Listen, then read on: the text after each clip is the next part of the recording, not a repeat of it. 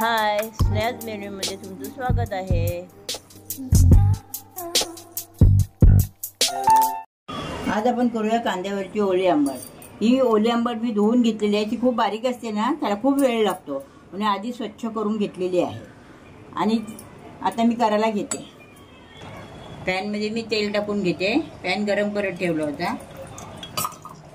Pan जरा चांगलं गरम होऊ द्या। मी लसूण घाले, लसूण मी ते ठेचून घेते। मिरची कापून घेतले, कांदा मिरची आणि लसूण ठेचून घेते। मिरच्या 2 घेतल्या, 2 कांदे घेतलेत मी, कारण मसाला पडणार आहे त्याच्यामुळे थोडी घातली मिरची मी। आता तेल तापलेलं आहे, मी त्याच्यामध्ये लसूण घालून घेते।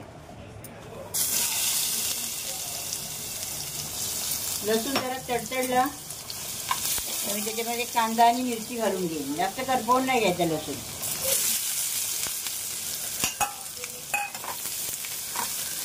हल्ली मच्छीच येत नाही हो बाजारात। खूप वेळा गेले, आमच्या जवळचे ते बाजार आहे ना पनवेलला मार्केट, तिथे बघते तर अजिबात मच्छी नाही। मग आज मी उरण नाक्याला जाऊन मोठ्या मार्केटला गेली, तेव्हा मला ही आंबाड मिळाली, बोईट मिळाली। नाही खूप दिवस मच्छीच नव्हती आमच्याकडे। म्हणजे त्याला आपल्या रेसिपी दाखवायची आहे म्हणून आज आंबाड आणि बोईट आणले।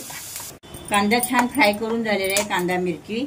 मी त्याच्यामध्ये हळद घालते अर्धा चमचा आणि अर्धा चमचा मसाला घालते मी, हे बघा। आणि लगेचच त्याच्यामध्ये मी एक आमसूळ घालते, कैरी असते सुकी ती घालते जरा आंबटपणा येण्यासाठी। टोमॅटो पण घालतात, पण मला टोमॅटो नको होता। आणि आता मी आंबट घालून घेते।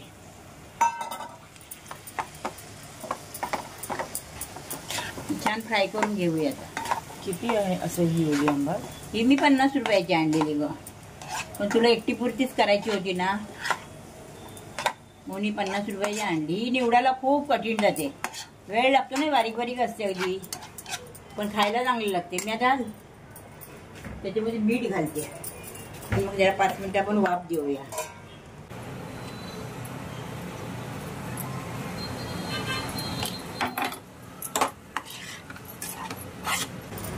तुम्ही ही आंबट आहे ना, तुम्ही पण करून बघा, तुम्हाला आवडेल। माझ्या पद्धतीने केलीत ना तर आवडेल। पाणी नाही घालायचं, वाफेवरच ती करायची। आता मी झाकण देते एक 5 मिनिटं, बघूया। आंबट झालेली आहे, बघा छान फ्राय झाले, छान वास येतोय।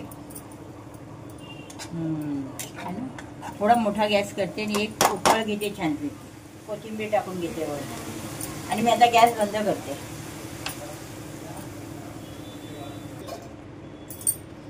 तुम्हाला ओली आंबटची रेसिपी आवडल्यास माझ्या व्हिडिओला लाईक करा, शेअर करा, कमेंट करा। स्नॅक्स मेनू चॅनलला सबस्क्राईब करा। थँक्यू।